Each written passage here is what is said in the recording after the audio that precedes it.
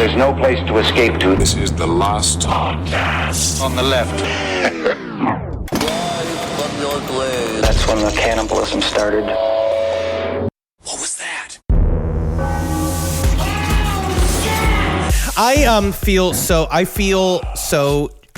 The term I'm going to use is jazzed. Wow.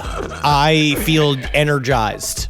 I feel like I'm not alone. Yeah. It has been nothing but aliens for me for the past 9 days. Yeah. And this is my sweet spot. This is where I'm happiest. You actually look younger. I am. I'm covered in creams. Also, you know what I did as a little break for myself during Aliens is I went back to the Jonestown Institute website and started listening to a bunch of those audio clips again. I don't know why I did that. No idea. Welcome to the last podcast on the left, everyone. I am Ben Kissel with Marcus Parks, and we got Henry Zabrowski over there in Los Angeles. This is my new LA studio. Yes, it looks.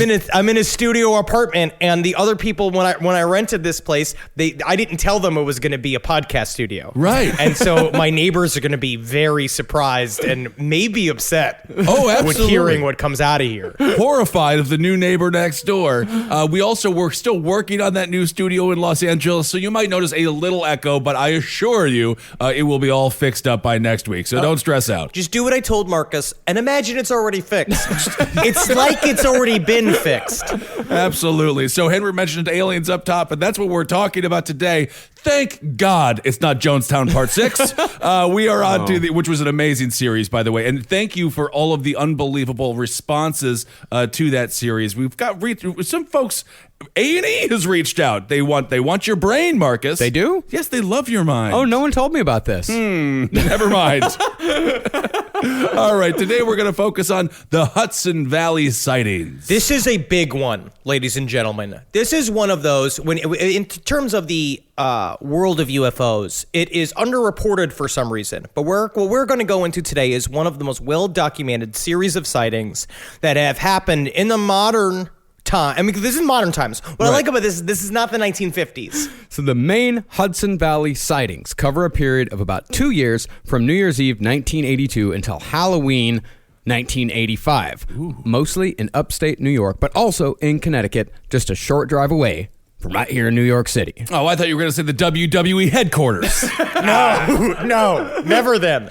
But Depeche Mode is pumping through the radio. I already feel it. I'm back there, man. Oh, yeah. Motherfucker, I got a denim jacket on, and I do have a denim jacket now. And then my hair is thicker then because I was 1 year old. Yep. I'm thinking about walking 5,000 miles to meet somebody because I don't have a car, which is probably why she doesn't like me. It's estimated that in those 2 years, up to 5,000 people witnessed the aerial phenom, sometimes known as the Westchester Boomerang. Also sounds like the worst professional wrestler of all time who immediately broke his neck. I think a Westchester Boomerang sounds like a good name for a burrito served at one of those shitty little strip malls because it keeps coming back. Ooh. Don't worry, it'll come back.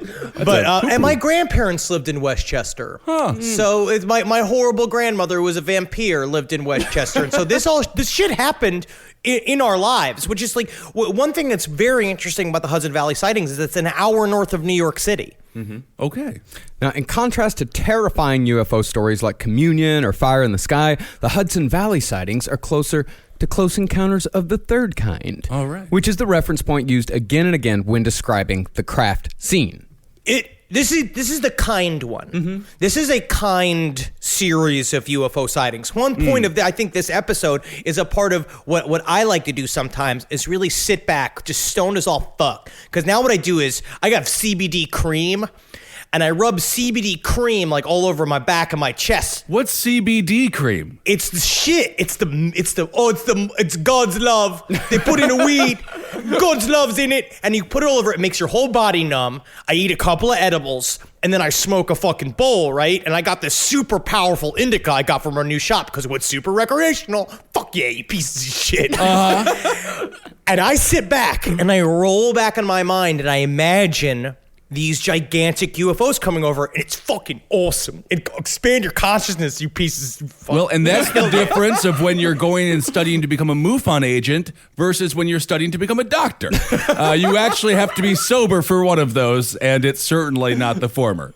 Well, the thousands of people who saw this craft and the hundreds who spoke about it said a slow-moving football field-sized object moved slowly across the night sky, flashing lights on multiple occasions. Cool. One witness said it was so big it looked as if it was a floating city, 6 stories high. He may have been the only person to use that simile, but hundreds more testified to that size. Wow. He was in a creative writing class. Yeah.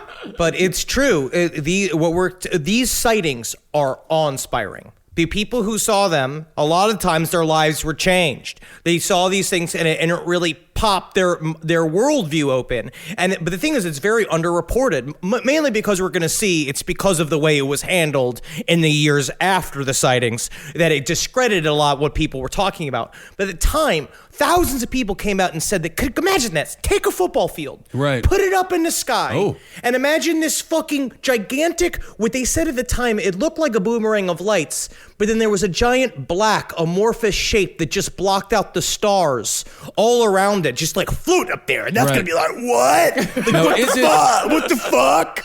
Is it possible it wasn't a football field, but in fact a basketball court and the Monstars were playing? Is that possible? That is the only Monstars reference you're allowed to make. All right, I took it, and I got it. Now, the reason why the number of sightings are so numerous is because the sighting area covered 1,400 square miles from Westchester to New Haven, Connecticut. Not surprisingly, this group phenomenon was at first completely ignored by the mainstream media. Flush. Lamestream media doesn't understand what grips people. Were the aliens like, we must check out the khaki douchebags of America? And that is like the worst. I'm not trying to stereotype. There's a lot of wonderful people there. But Brewster is amazing. Brewster is the Paris of America. Nor was this taken seriously by the scientific community, much to the chagrin of the 2 UFO investigators who went all in on the Hudson Valley sightings. Dr. J. Allen Hynek and Phil Imbrogno, co-authors of the book about the sightings, Night Siege. cool. If you are a UFO enthusiast, I'm going to use the term enthusiast. Night Siege belongs on your bookshelf. It is a seminal work of paranormal investigation. J. Allen Hynek put his whole dick and balls in this thing. It is thick and it is boring, as it should be. It should be boring because that's what Hynek wanted it to be. And it does feel like many of the same story again and again. And you see the lights come over the hills and all this kind of shit. But at the same time, if you're high enough, it's like a new story every time. It also sounds like a book that somebody might read thinking it could be about Adolf Hitler's rise to power. And then when they get to the seminar that they're supposed to speak at, they get it all wrong. Just also understand this is one of several other books because there's Night Siege, there's Night Invasion, there's Silent Invasion, there's Silent Night. These are all UFO books that all sort of say this idea because it wasn't really a siege. No. It was a meander. It was the UFOs have meandered. They are rolling out of their jogging pants to come see everyone and essentially moon them. They sound like Steven Seagal films, both thin and fat Steven Seagal. Now, let's give a little information on our main 2 guys here. First, there's Dr. J. Allen Hynek. Now, this guy was the real deal. Yes, he was. Love this fucking guy. Yeah, he was a well-respected, soft-spoken astrophysicist, had a PhD in everything. He worked on Project Sign, Project Grudge, and most famously, Project Blue Book. These were the 3 biggest official government UFO investigations until Blue Book was shut down in 1968. Wow. But Hynek continued in an unofficial capacity to examine the heavens as before. Hynek worked with the CIA. Kissel, you get that fucking smile off your face. No, Hynek it's usually worked when with they the say CIA. unofficial capacity, he keeps on showing up to work. And they're like, Yes, you 'cause were he's so fired fucking 8 curious. years ago. You have Because that's to how you- retire. That's a really curious scientist. Okay. That's a real person that really is interested in the subject. Hynek was the guy. Hynek worked with all of the spooks. He was the one whose job, essentially, when they formed Project Sign, they wanted a guy that would definitely debunk everything. So they called on Hynek. Hynek at the time was the least groovy person to sport a Van Dyke. He has a full Van Dyke, which also at the same time, he's good at eating pussy, but he can't get hard. But he's very smart. And he started working with them. The idea is he was supposed to shut down all of these sightings, and he was supposed to give credence to the shutdown. A part of it's because then they could cover their asses and say, okay, no, we did our due diligence. We had a scientist on board. And then Hynek, over time, over many years of discovery, he got turned, which is, to me, the most telling sign. Because basically what he said, he's like, yes, 80% of unidentified flying objects are technically IFOs, identified flying objects, misidentified. And he knows that. But he's like, always the problem will be is that 20%. Yeah, and that was one of his problems with Project Blue Book. And actually, the problems that a lot of people had with Project Blue Book was there were a lot of sightings that they just didn't address. That they just said like, we don't know what it is, but we know they're not UFOs. Right. And Hynek was super against it. He was super pissed off about that. But Hynek, he was a man that was unfortunately destined to be misunderstood. Really? Stunning revelations. Even though he believed wholeheartedly in UFO phenomena, as Henry said, he was still a skeptic. And it took decades for him to be convinced that UFOs existed. He never fudged facts, and he always went with the evidence. And in fact, it was Dr. Hynek who first used swamp gas as an explanation for UFOs. He did technically try to pitch to Hershey Chocolate a thing called Fact Fudges, which is supposed to be little pieces of fudges with trivia wrapped around them, and they said, "Get out of here, you fucking nerd!" Oh man, that would be good. So he's somewhere between Art Bell and Neil deGrasse Tyson. Man, Ooh. that's not a bad way to describe him. Hey, actually. all right. Except he's not as insufferable as Neil deGrasse Tyson. I know. What is... Well, I get it. You're smart. It's like, ugh.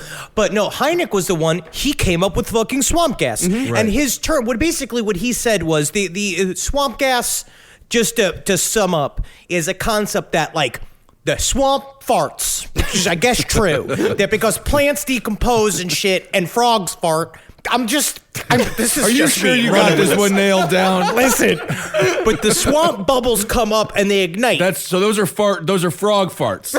Yes, it's like a frack. It's like, imagine if the top of a swamp was a big old fraternity and farts were getting lit on fire by friction.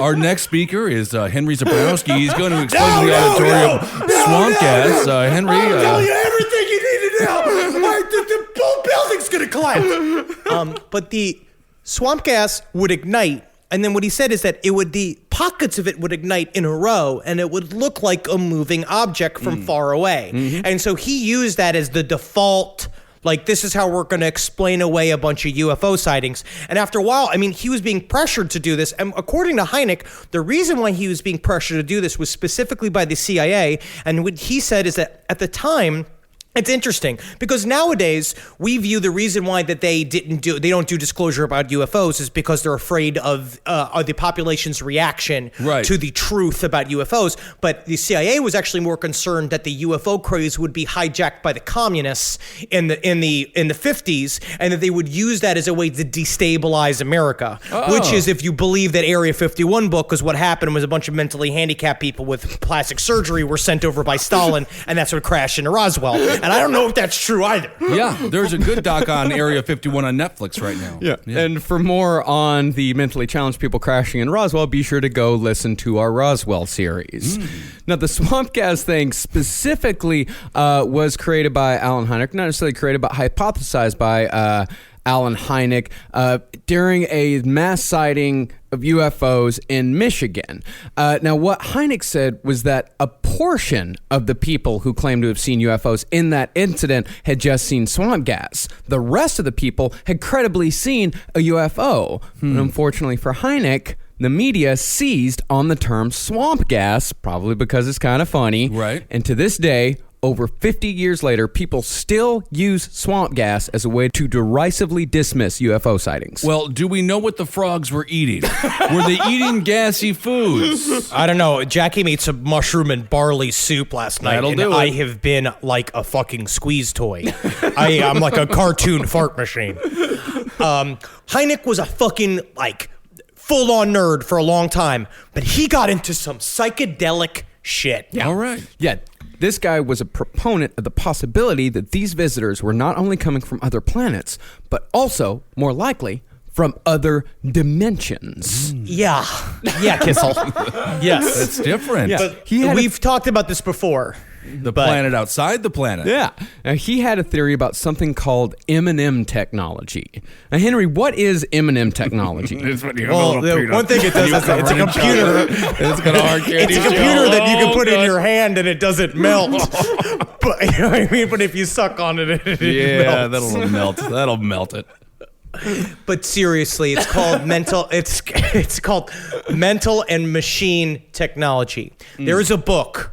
You better be fucking ready for this because I don't want to hear any guff about this from anyone. There's a book called The Edge of Reality by Dr. J. Allen Hynek and my favorite Jacques Vallée. And in this book, it breaks down what M&M technology is, all right? And I read this last night and I fucking blew my mind. And one thing that it talked about was...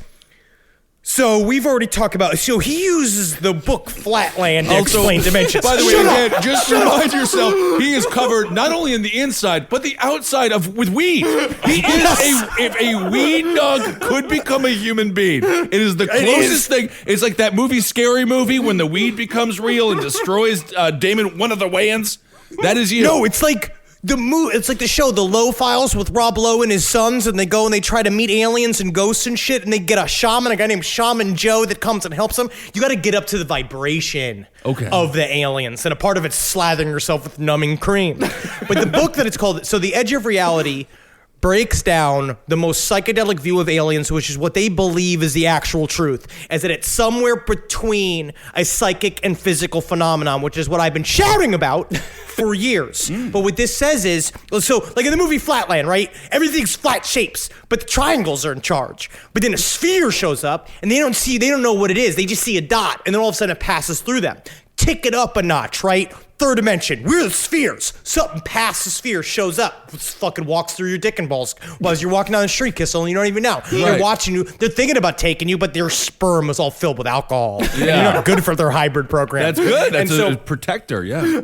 But the M&M technology goes on to say that the reason why, it's not just that they're interdimensional beings with interdimensional crafts and they show up, is that imagine aliens are either another dimension or on another planet physically, and then they psychically project ships and shit from their place to us. So we're actually getting abducted and we see psychic projections of the aliens. We're only 15 minutes in. Yeah, isn't that just television?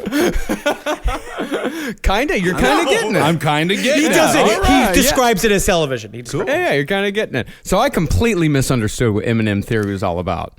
No, dude, it's explained in The Edge of Reality. I He just goes feel like deep into the this shit. explanation is confusion. No, you think about something cool. Imagine if you could just send me a pizza with your mind because you think it'd be kind of cool. And you sat and you thought about it, and all of a sudden a pizza appeared before me, and then just so happened that the pizza started extracting cum from me to make pizza babies. That's what we're talking about. Goodness. Well, that's a strange way to make a pie. Well, Hynek was also the creator of the Close Encounters scale, and he was an advisor on Close Encounters of the Third Kind. And of course, Bill Cooper thought that this made Hynek a shill. Uh-oh. But we're not going to get into that. We covered Bill Cooper, though. Yeah, we covered Bill Cooper and what he thinks about the people who were advisors on movies like Close Encounters of the Third Kind. So that's Hynek. His co-author on Night Siege, however, Phil Imbrogno, was something different altogether. He physically resembled a mustacheless Mario Brothers. Mario. Oh, that's good. He probably has to plumb. He's probably got to de-plumb the toilet. What do you call it? If you plumb a toilet, I think you plumb a toilet. you plumb a toilet. You totally plumb a toilet. I don't like that at all. By the way, full disclosure here, officially broke my toilet seat yesterday. I was just sitting on it. That toilet seat's seen a lot of big asses over the years. It just cracked underneath me, and as if you couldn't get any sadder. It's like one of those scenes where it's like, what else could happen? The kids are gone. I lost my job, and then the toilet seat breaks. Kissel, if you could give your shame a color, what would your color shame be? Just like a purple mixed with a green, just an overall something you don't want to look at or taste. Kind of like when you're finger painting and you accidentally get all the watercolors mixed together. Every time I finger painted, it just turned into a black hole. Yes. It's like I'm a child from The Ring. I thought it sounded more like a bruise from a father. Yeah, kind of. No, while Hynek was a soft-spoken astrophysics professor at Northwestern with truly groundbreaking theories on extra and ultra-terrestrial intelligence, Brogno was more of a me too type of guy. Yeah, you see UFOs? Yeah, me too. Yeah, it's what I do all day long. All I do is look at UFOs and I write down the science of it. Yeah, I'm a doctor. I got one of the reflective little things on my head. Yeah, that's what I've been. Yeah, me too. I'm with you. Yeah, you me, buddy. Hynek must have been driven insane by this fucking guy. No, and Brogno said he had degrees from the University of Texas and MIT, particularly a PhD in theoretical chemistry from the latter. Okay. And that was in addition to him being a hard-bitten Vietnam vet. All right. None of it was true. It is bad. And it is bad for Hynek's record. And he wrote this thing, but Phil Brogno was in deep. He was trying to get deep into the UFO community, but a part of it too, it's like if you hear him talk, you could just see it on him. It's this whole being like, hey, I do a theoretical chemistry all the time. You ever go up to a Burger King? You get all the soda from a soda machine, you mix it all up, you get one big crazy soda. I like it when you can't tell the differences between all the soda in it. No ice. I like it hot. I believe him. And Brogno was much more concerned with the high strangeness than the scientific studies. Now, high strangeness is a somewhat technical term in paranormal studies that defines incidents that usually occur between 2 and 4 a.m. involving the appearance of creatures, odd sounds, electromagnetism, and hallucinatory experiences achieved without the use of drugs. Okay. high in life, bro. I was sitting in bed the other night. So as invariably happens every single time I am deep in the middle of an alien episode, I have very intense abduction nightmares. And so I was sitting, I was in bed and I snapped awake and it's 2:45 and I had just read a whole thing about high strangeness being from 2 to 4 a.m. I look over at the clock, it's 2:45, I'm there. But I'd also just read this abduction account where a guy was talking about how he was asleep in bed and a lady was in bed and she looked over at her husband and she felt there were presence in the room, but the husband was asleep, but he had this snarled look of pure fright on his face and his eyes were completely open, but he was asleep. And Natalie was in the bed facing away from me, and I didn't want to wake her up because I felt like there was something in the room. Right. I think because it was how much cream I was covered in. Yeah. And I didn't want to wake her up because I was so afraid that if I pulled her over, she'd have that look on her face, and then aliens would be there, and then what the fuck am I going to do? Not do this episode, that's for sure. Very traumatized. It's like that YouTube short. There's a great YouTube short with the scary woman in bed. Remember that? Yeah, Lights Out. They made a whole movie out of it. They did, huh? Yeah. Huh, Not good. Yeah. Not good? Not good. Yeah, you don't got to expand it. Yeah. Well, that shit that Henry was just talking about was precisely the type of thing that Dr. Hynek wanted to avoid. Oh. He believed that it was already hard enough to get people to take UFO studies seriously without muddling the whole thing up with reptilians and greys and Mothmen and all that bullshit. Sure. Unfortunately, though, Brogno's bullshit in both his high strangeness claims and especially his fake credentials, which were absolutely revealed. Both of those things have worked to discredit the Hudson Valley sightings, as well as sully the good name of one of the most credible of all UFO investigators, Dr. J. Allen Hynek. Did Brogno? In Brogno, Did he wear lanyards that said what all of his credentials were at all times? No, but he primarily wore starter jackets. Good. Now, I don't know exactly how these two got together, but I think it's because Hynek was the founder of the Center for UFO Studies in Chicago, a.k.a. CUFOS. Stop laughing. You stop snickering. It just sounds like a horrible diet food. And Imbrogno happened to be a rather active and enthusiastic member of the upstate New York chapter where the Hudson Valley sightings happened. Okay. And Imbrogno was just fine while Hynek was still alive to temper him. Well, Hynek was still around to go, let's not talk about all that shit. Yeah, chill out a little bit. But as we'll see, even after death, your good name can be ruined by the associations you have with idiots when you're alive. Okay. So that's the discussion of our players. That's the introduction to the two men that would blow this wide open. Now, we're going to get back into a time machine now. Imagine you're sitting in a I'm going to say a big old beanbag chair with a clock on front of it. Yeah. And you're got your feet up in holsters like you get at the gyno if you've ever seen them, or if you do gyno play with your loved ones in your bedroom. I don't know what kind of weird reveal that was. Good Lord. Dr. Zabrowski, the patient will see you now. Take the clock in front of you, set it all the way back to New Year's Eve, 1982.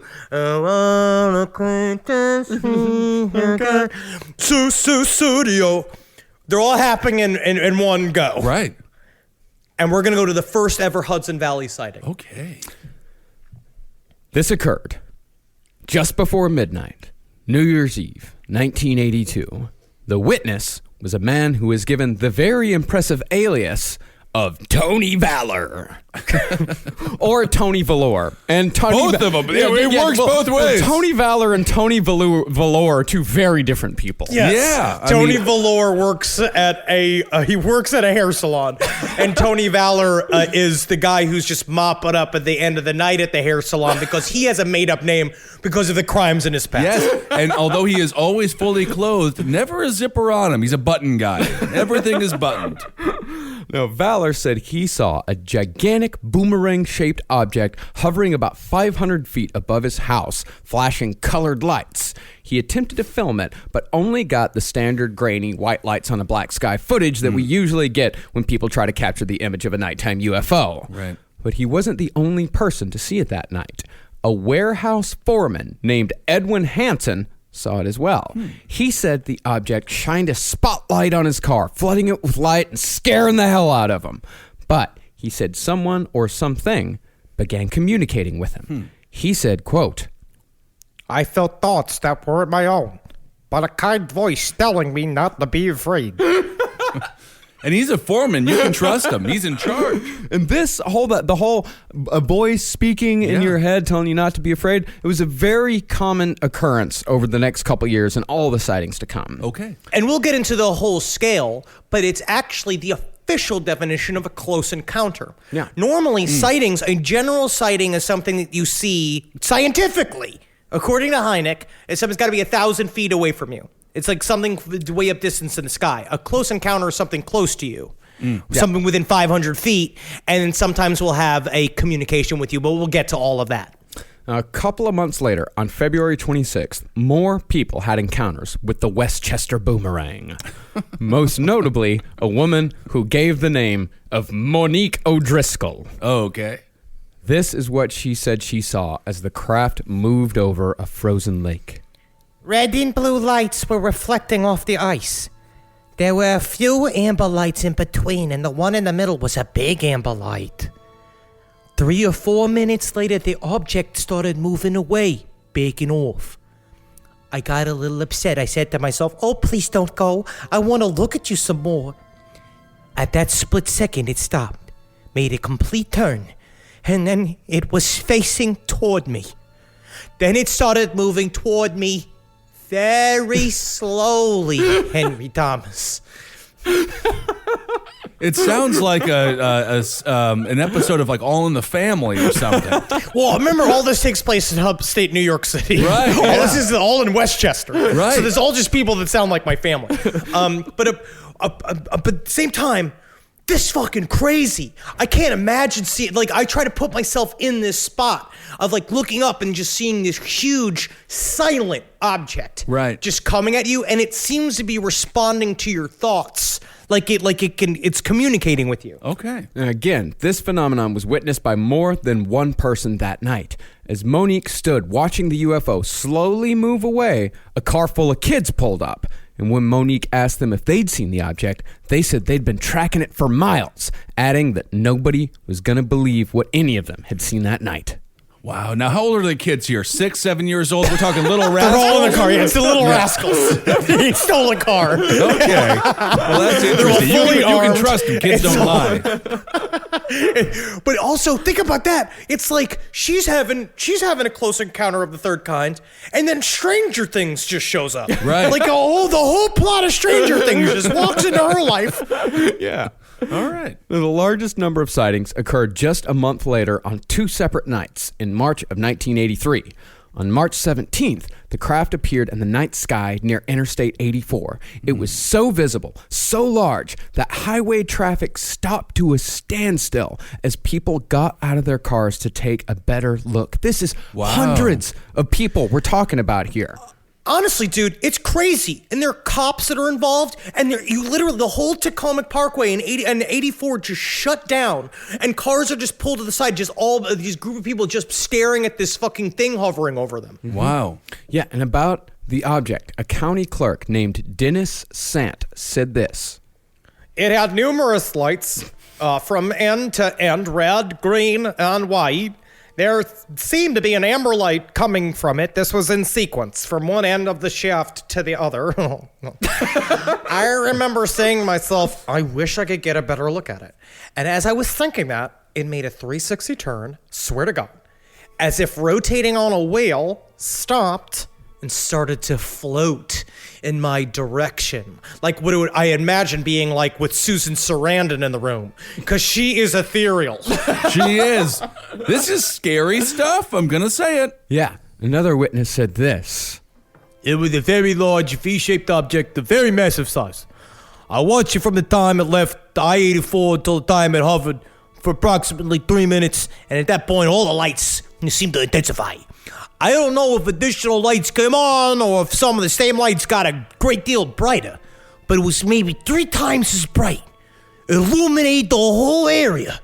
It seemed to be about the width of a football field, and it was a dark, very gray metal. Cool. 1 week later, the craft returned.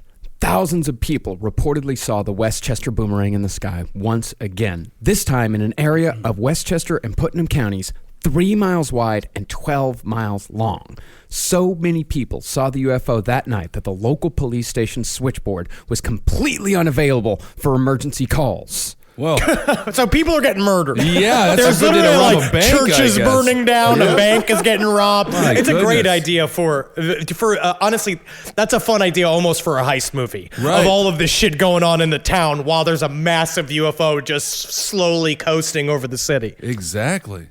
Now, despite this, one local police officer shrugged the whole thing off, saying, "Stable people don't report UFOs." Meanwhile, he's crying because he didn't get his fucking hot dog whistle like in the Santa Claus.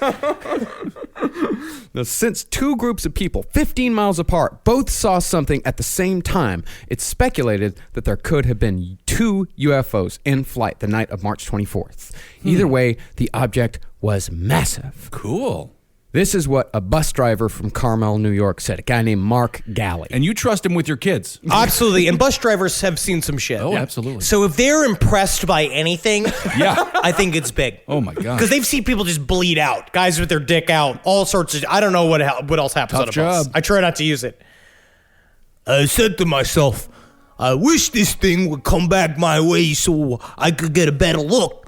And as I did, it started drifting towards me as if it was responding to my thoughts.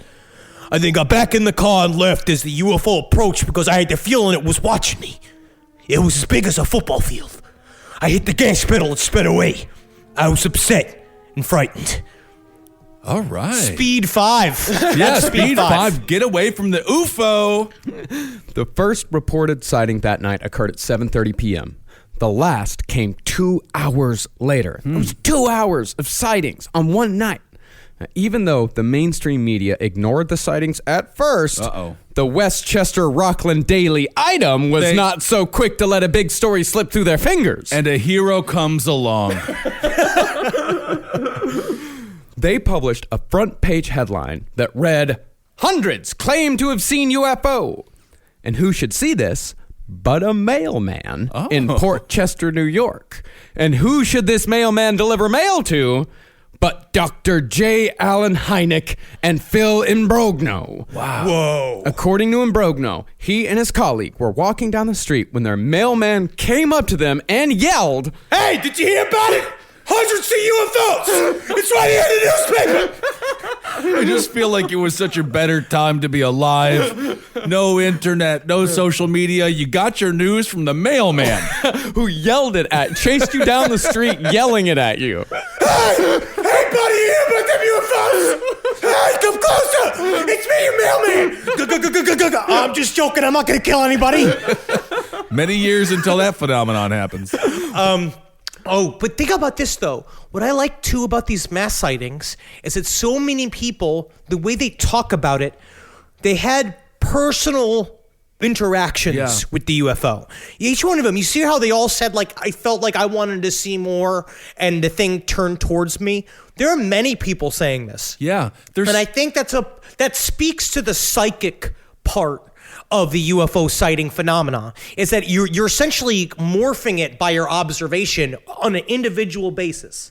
There's something very charming about the scene. Yeah, very much. I mean, it's very movie-like. That's why people keep saying, like, again and again, when people describe this object, they all say, it looks like something out of Close Encounters of the Third Kind. Yeah, I mean, they should make a film. You know, get the Burbs type characters in there. It would be pretty. I mean, there's all kinds of, like, you remember what was the other one? The Gulf Breeze sightings. Now that is the Burbs. That's the Burbs. Anytime an elderly person is out in their underwear screaming at the sky, that's a good movie. To me, this is way more of a batteries not included. Yeah. This is that type of 80s nostalgic kind UFO movie that gets people. To me, it's very inspiring. It's like, I feel like this is the kind of story that would get people interested in UFOs. Yeah. Mm-hmm. Well, Dr. Hynek and Phil Imbrogno, after shaking the mailman and reading the story, they assembled their investigative team made up exclusively of members from Hynek's Center for UFO Studies, CUFOS. Oh, sounds like the cast of the Dream Team. Very deep cut. Listen to this dream team. All right. There was Fred Dennis, MUFON Symposium reporter, 1978. Not good to have two first names. I'll honestly, that is the one thing against him that I don't like. Maybe it would be better if it was Frederick Dennis, but... There was Sheila Sabo, legitimate researcher extraordinaire who went on to write Colonials, Indians, and the Great Swamp Fight of 1637. Cool. There was Chris Clark, who went on to write the less legitimate Ancient Clones of the Mojave. And George Lesnick, who needs no introduction. Yeah, how do we know George Lesnick? That name rings a bell. I could not find a single thing on George Lesnick. Either George Lesnick was a pseudonym or he went on to become a financial advisor in Jersey City. Okay. He was the seltzer man. He manned the soda stream, and he kept saying, you guys need more spa water? Anybody want a spa water? Anybody want like a snack or granola? I brought granola. I'm just trying to keep you fueled. I know that there's a lot of work happening, so I'm just kind of a den mother. So yeah, and all these people were locals, you know, like they all lived in and around the Hudson Valley. All right. So this team spent 2 years interviewing hundreds of people who saw the UFO, and all during the investigation, sightings continued to occur. On March 25th, 1984, almost a year exactly after the second mass sighting, the Westchester boomerang returned and was seen by 200 to 300 witnesses. The Westchester Rockland Daily Item headlined the story with, "The UFOs are back and right on schedule." God, this is awesome. And everyone was listening to Orson Welles on the radio, and this is when we had family dinners. It's a very good story. Yeah. I mean, it's a great story. And that night, an engineer named Bobby Boulanger said the lights on the craft shined bright enough to cast shadows on the ground. And then the lights went out one by one, like the Cheshire Cat's teeth. that is a metaphor that J. Allen Hynek used quite a bit.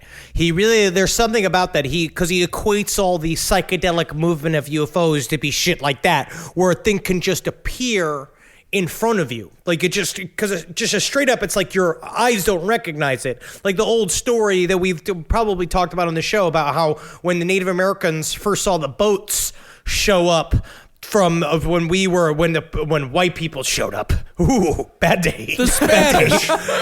But when they showed up, they were the first white people. Capital S Spanish, the Españoles. Yes. When they showed up, they said that they didn't see the boats. They just saw the water rippling weird. And they couldn't understand it until a shaman came and said, there are fucking boats out there. And then the boats appeared to them. Right.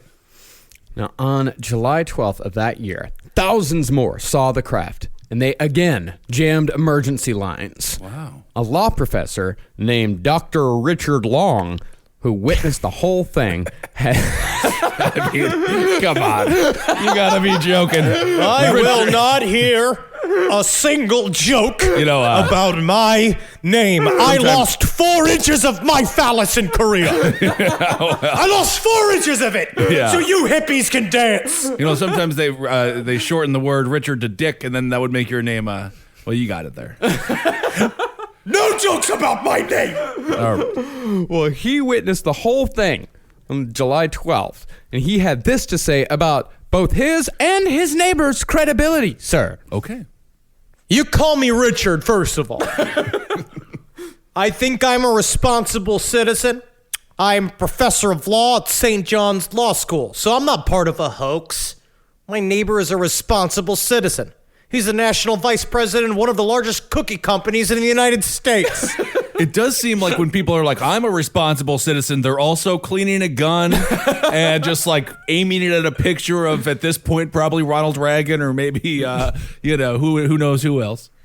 But I will say this, honestly, I would like to trust the person who owns a cookie company. Yeah. Oh, of because course. they're going to our homeless and to our children and to people who recently had blood drawn. And they're the Yes. weakest. Oh my gosh. Now, explanations were put forth, but none were sufficient enough for the team, or for us, for that matter. The best officials could come up with was that each time, every single time, the lights were from a group of small planes flying in formation, just messing around. Well, that sounds even specifically- more horrifying.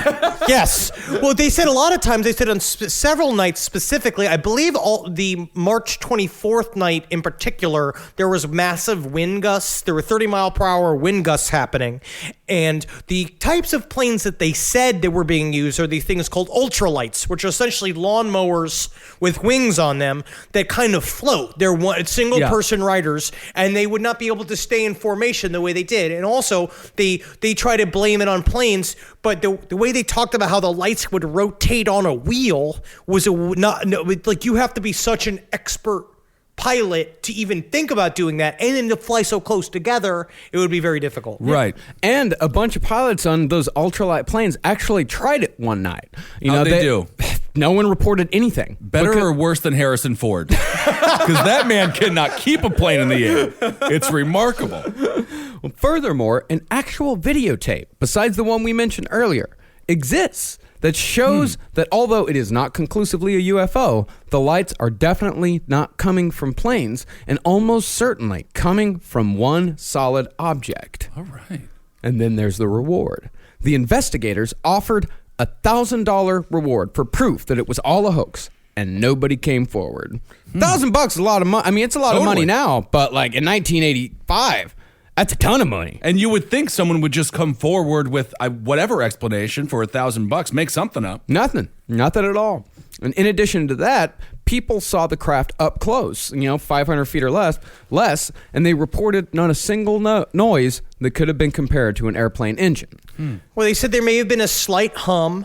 A couple of people said a slight hum came that sounded like something they'd never heard before. But mostly, what every single witness said again and again was the most surprising part of it was not even the size of the object, but it was about how completely silent it was.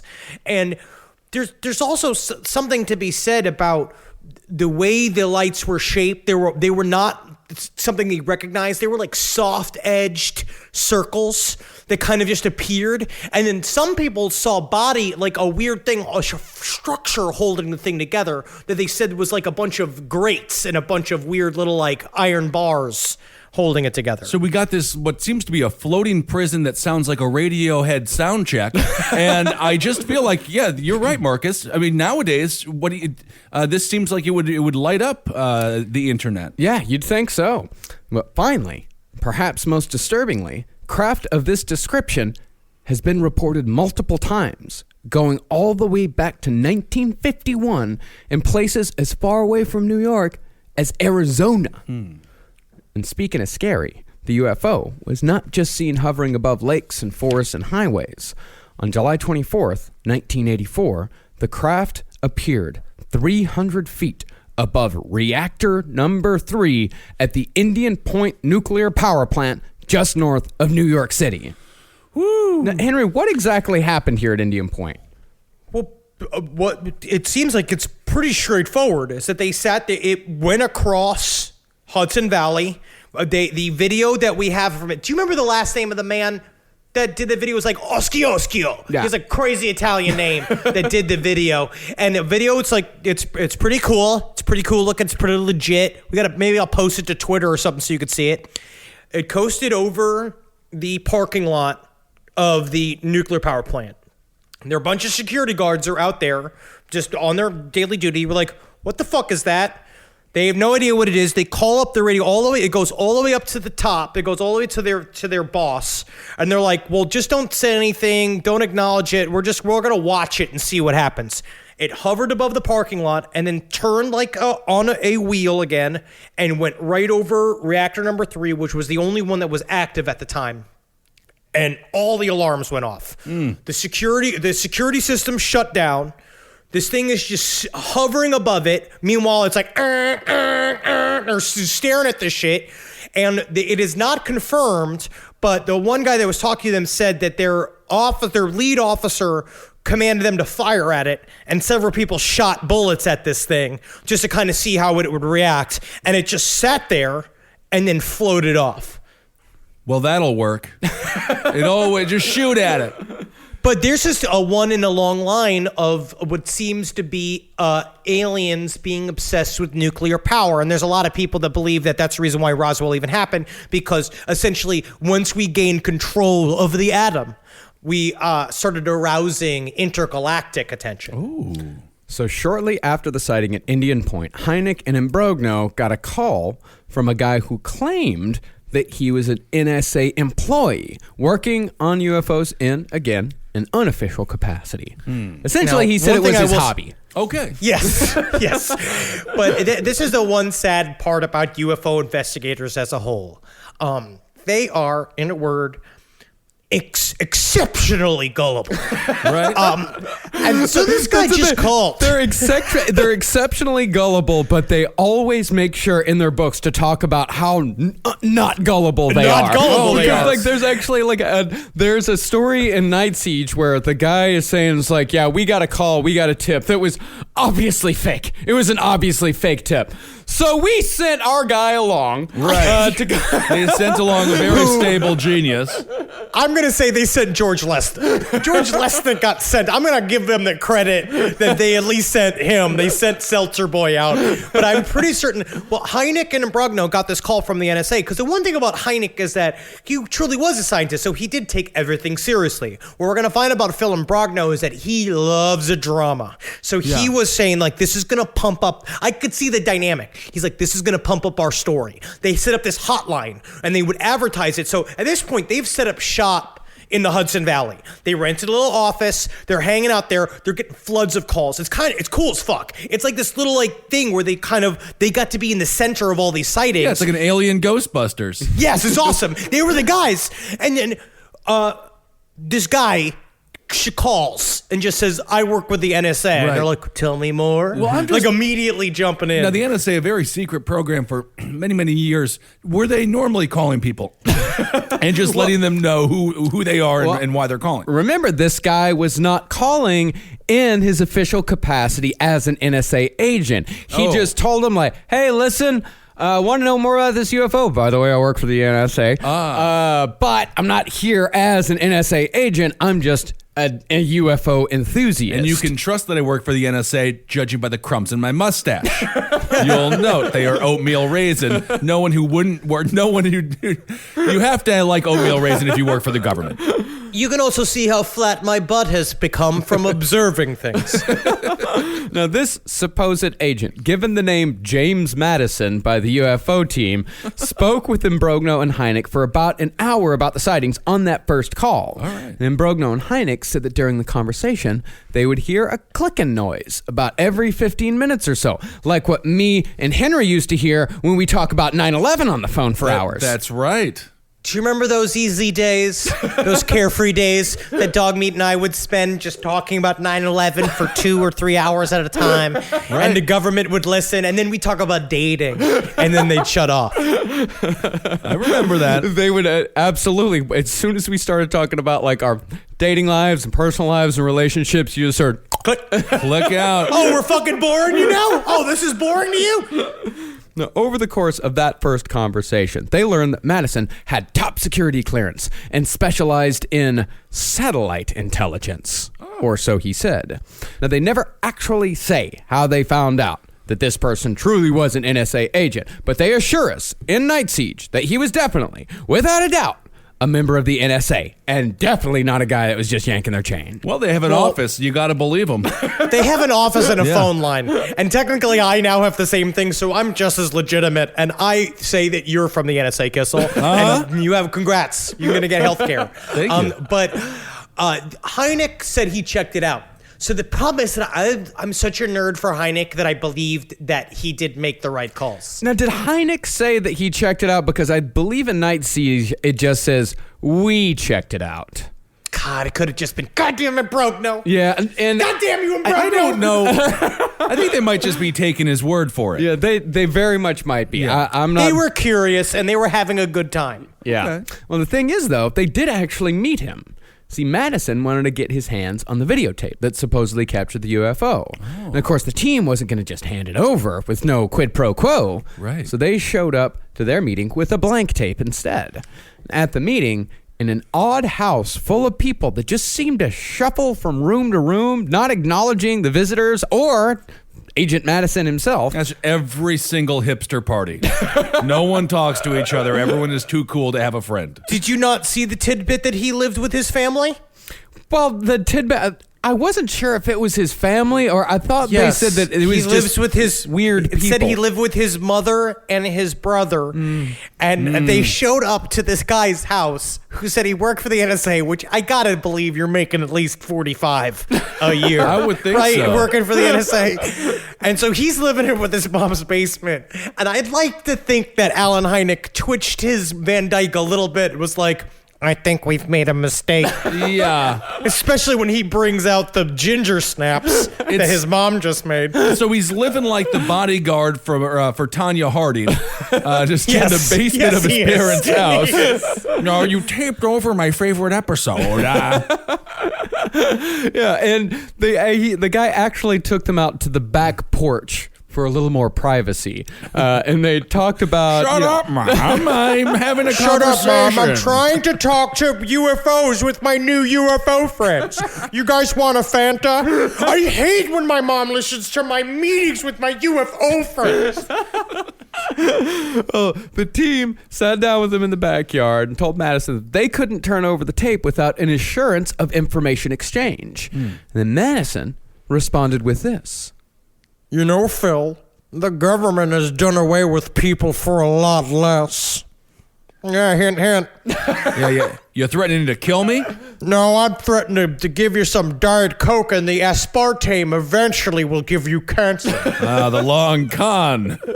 But they called his bluff, and he only spoke to them one more time before he disappeared forever. Okay. But really, these guys didn't have time to worry too much. What was the point of this guy?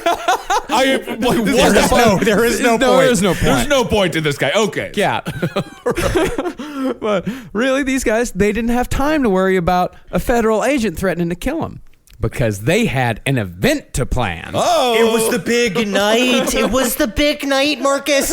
They went and they were so excited because they needed to put together a conference. And there's one thing that UFO guys love more than anything else in the face of the world is throwing a conference. Because then it's the nerdiest way of bringing people to a party. You don't have to go to a party. You just have the party. Right. And then you get snacks. And so they went looking for whatever they were like. They sat and there was a whole section of the chapter of Night Siege. So they're like, and we needed to figure out the proper place to hold an event such as this, on a momentous event, and we found the perfect place. Henry Wells Middle School. They were obsessed with it. Okay, they loved it. So this is the montage scene where it all happens Yes. very quickly, and they're listening to everyone's working for the weekend. Oh, yeah. They work together.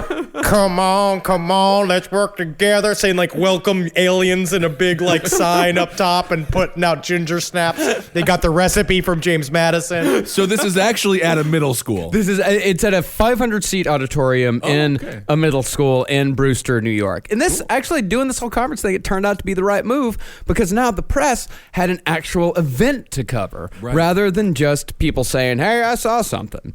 The UPI wrote up a story and sent it out on the wire, and pretty soon the team's UFO hotline was ringing off the hook. And with anything like that, they got a couple of strange calls. Strangest, without a doubt, was a guy who said his name was Tarso. I imagine the secretary is like the woman in Twin Peaks. She is like the best secretary ever. Yes. Dr. Hynek, please answer the phone. It's the one that's blinking on the red line. God damn it! As far as Tarso went, Tarso said he'd been a crew member on one of the spaceships above Hudson Valley. And he gave the whole like boilerplate, we're here to take you away because your planet is dying. And then he never really called back. Remember again, the name is Tarso. Do not write torso. Torso is an insult on my planet, the butt planet. We're all made of butts. Oh wow. Oh cool. Interesting.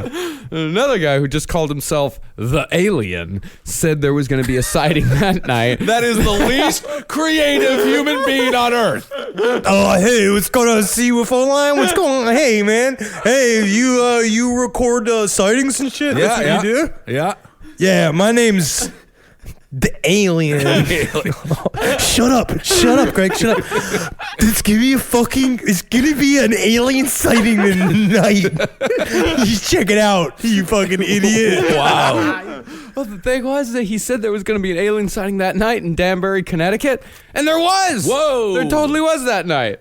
I mean, it's the way that Night Siege breaks it down is that they were told specific coordinates. And they sent, again, who I believe to be George Lesnick, because Alan Hynek several times, it is brought up in Night Siege several times. There's a couple of these side quests that are brought up to Alan Hynek. And he always just like, yeah, somebody should check that out. But he sends somebody else. Like, he doesn't do it. And so it's always George Lesnick. They went out to this location. So it wasn't actually seen in Danbury. It was seen like 10 miles from the location where it was. Yeah, and like so they outside of pulled it in. So they say, but you see, no, but there actually was a sighting, but 5 miles from where they told us where the sighting was going to be. And it was just George Lesnick sitting alone in a field with a cooler. Well, none of these crank calls, none of them put a damper on the conference. It was still coming up and it was still exciting. In fact, they had the middle school's complete support, as many members of the PTA had witnessed the UFO themselves. Even stuffy old Dick Blasberg of the school board was on board. All right. I believe in aliens and I'll allow dancing again. Dancing is legal again. There had to be like one fat kid like from the movie Up who was just like super into it. Now remember, the auditorium they reserved held 500, which the team actually considered to be way too large. Yeah, so they're it's like, a lot. oh, Jesus, we're going to have maybe half that. But on the day of the conference, something magical happened. Uh-oh. Yeah, the Christmas miracle, Kissel. It's a Christmas miracle. 1,500 people! including 75 members of the media, showed up to hear about the Hudson Valley sightings. It was a huge success. Cool. It was. The conference, it went 2 hours past where it was supposed to be. It was supposed to end at 10, and it ended at midnight. And you know that Alan Hynek fell asleep at 10:30 because 10 p.m. is his bedtime. Yes. He said that to everyone. The frogs were farting extra hard that night. The moon was bright. And I don't know if this is true, but Imbrogno claimed it was undoubtedly the largest UFO meeting ever held in the U.S. And in 1985, maybe it was. Could be, yeah. It was possible. My question, Marcus, is did it say anywhere that they raised any money to maybe pay any of these staffers or do anything to help their research or anything like that? I think you know the pro bono nature of UFO investigators. Yeah, I think I do. It seems to be they just ask for a lot of money, and then because they don't make any, they need to figure that out. Yeah, might have taken a loss there. And so, soon after, all of the data and interviews were gathered. The book was pretty much written by a fella named Bob Pratt, as Imbrogno is a terrible writer, and it was all published under the name Night Siege. And unfortunately, soon after the publication of the book, or possibly before the publication of the book, it was definitely the same year, Dr. J. Allen Hynek died of a brain tumor at the age of 75. Check, please. well, Good luck on the other side, Dr. J. Allen Hynek. Yep. Absolutely. 75, good age, you know. Good age, but double unfortunately.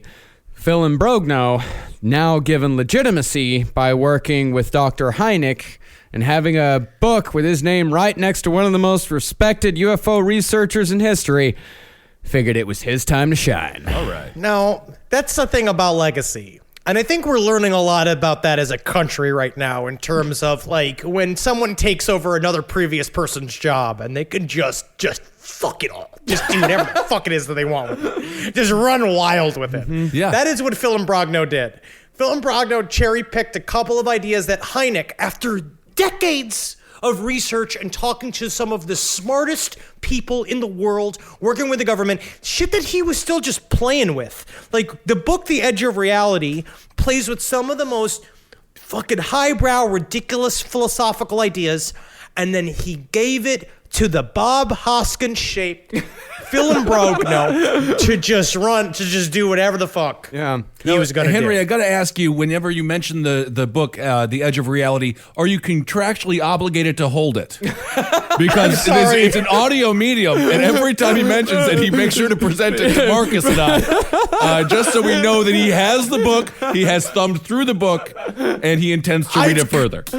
It's very good. Well, I also, I kind of have some questions about, like, the publication of Night Siege and Phil and Alan Hynek's involvement in particularly, like, the last couple of drafts of it. Because, the man died of a brain tumor in 1986 at the age of 75, and I'm sure that was not something that just showed up and happen. I'm sure it was a long process. So I'm not sure how much Hynek was involved in, like, the final drafts of Night Siege, especially because there's some things in Night Siege that I don't know if Hynek really wanted in there. Because, like, as we said earlier in the episode, Hynek and Imbrogno's theories on UFOs dovetailed, meaning that Imbrogno was influenced by Hynek's other dimension theories, but they wildly diverged when it came to the aliens themselves. Okay. Hynek didn't like talking about abductions. I have a little bit of information on that. Is that what it seems like Hynek was way more in and out during the Night Siege time from 82 to 85. He was in and out because he's always kind of doing speaking engagements, and he was writing, and he was still working with the government and various universities. He was still doing shit. And it seemed like, yes, Phil Imbrogno ran with his shit. And a part of what so in the beginning of this whole series, like the difference between the Hudson Valley sightings and the Phoenix Lights, which is the other one of the most famous mass UFO sightings in the world, is that the Hudson Valley sightings came with a lot of abduction material that comes with many, many people seeing UFOs. You're going to see that a lot. A lot of times what we saw with Gulf Breeze, what you see with many different stories is that if people see a UFO and they feel that they speak to it, a lot of times abduction stories follow. But what we talked about is that Hynek said, I don't want to cover this shit. When Phil Imbrogno just barely held back. Phoenix Lights also the only basketball team to beat the Harlem Globetrotters. Very good basketball team, the Phoenix Lights. Well, for an example of how these two guys diverge, let's go through Hynek's encounter scale, All right. along with Imbrogno's later additions that happened after Hynek died. A close encounter of the first kind is a sighting of a UFO at close range, within 600 feet. The vast majority of the Hudson Valley sightings were of the first kind. The second kind is when a UFO leaves a physical trace, like burns or depressions in the ground or broken tree limbs. A close encounter of the third kind is when a person actually sees an alien creature outside of the spacecraft just kind of milling around. Those were the only 3 encounters that Hynek intended. Okay. Others added more. The classification of the fourth kind was first added by an associate of Hynek's and Henry's favorite, Jacques Vallée. He said a fourth kind encounter was when a witness experienced a transformation in their sense of reality. Yeah, fucker. Yeah, dude. But that's like this shit when the alien picks you up and then you come back down and then you can play piano. Or or when the alien comes up. This does happen like that, you incredulous bastard. I believe the it. alien, or also when someone's been probed or has got an implant put on them, the negative side of it as well. Right. Yeah. Sometimes people wake up from comas and they know how to speak other languages. Yeah. And they can play a whole series of different things with their feet. Oh yeah, I've got a whole theory of the collective unconsciousness on that, which also plays into Henry's alien theory. Maybe someday we'll work together on that. I want us to spend our elderly years. I've already explained this to Natalie. There will be a time when I go on a knowledge-seeking quest, and we leave everything behind, and we will go and we will write our philosophical books, Marcus. Yeah. And we'll get hot stone massages sometimes, Yep. and we'll be together, and we'll go on a lake, and we'll go on a boat sometimes, and we'll get drunk, and then we'll fish, and we'll write. Yeah. God, it sounds beautiful. I think it's going to lead to a strange death. I don't know exactly what it's going to be, but it's going to be anticlimactic. Yes. I'm going to just fall in the kitchen and just bash my head on the counter, and then he's got to deal with my body. Yeah. Now, Jacques Vallée's classification of a close encounter of the fourth kind is pretty legit and falls in line with Hynek's own hypotheses. Imbrogno, though, goes a little trashier with it, as Imbrogno tends to do. He said a close encounter of the fourth kind is an abduction against the witness's will, which I suppose could be an interpretation of Vallée's hypothesis. Then there's a close encounter of the fifth kind. That's when there is a meaningful communication between humans and otherworldly intelligences, usually through channeling an alien intelligence through another human. Oh. And needless to say, Imbrogno and Hynek had pretty opposing views on what the focus of the Hudson Valley investigation should be. Dr. Hynek, the actual scientist, wanted to keep it firmly in the CE1 category, Close Encounter 1. Okay. And Hynek would keep to that, for the most part. There are brief abduction stories in Night Siege, but nothing outlandish, and probably, I would imagine, Hynek didn't even know those were going in there.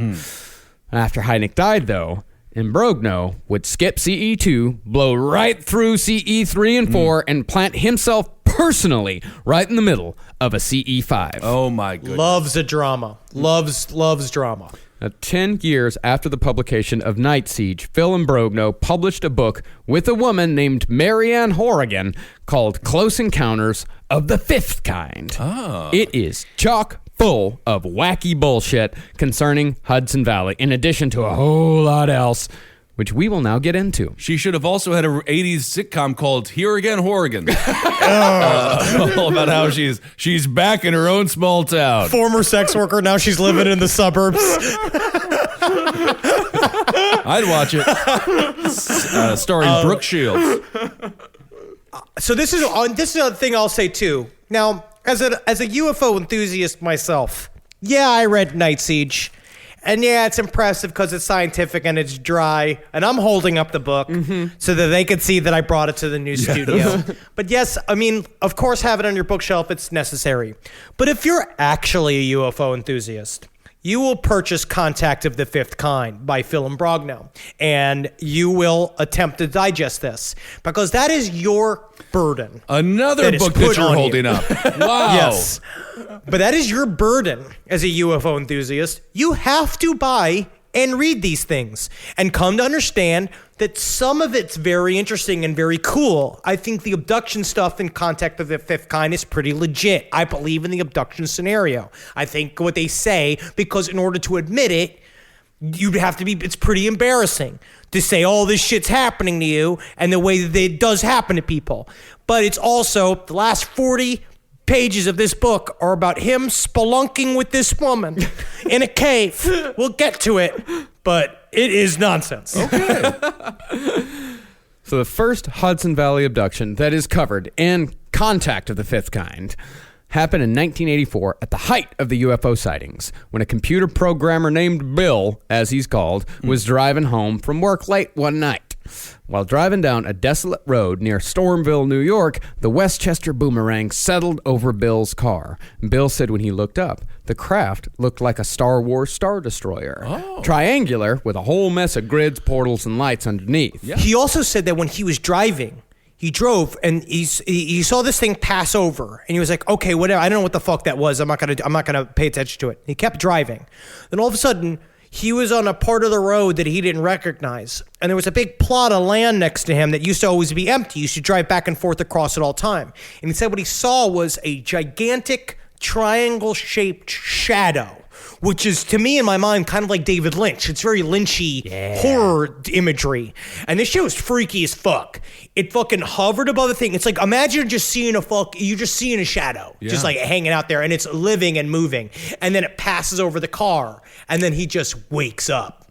Yeah, 600 feet down the hill from where he first saw the UFO, and he was missing an hour of time. Oh. And he did not... Maybe daylight savings time. No, it was not daylight savings. We have to check off all the possible boxes. And I don't even know why we still do that, quite honestly. I don't know either. Okay. Thomas Jefferson liked it. Yeah, that was a long time. He liked a lot of other things, too, that we got away with. Yes, he did. Very problematic things. Now, he didn't immediately remember what had happened, but all of it was revealed under hypnosis. Ooh. Bill said after he was taken up into the UFO, because he was obviously taken up into the UFO. Naturally. He said he opened his eyes and he was lying on a table. He was approached by 6 creatures, small creatures with black, shark-like eyes and big heads. They told him, quote, Do not be fearful. We need you. You have been selected. And then they brought out a big check. Whoa.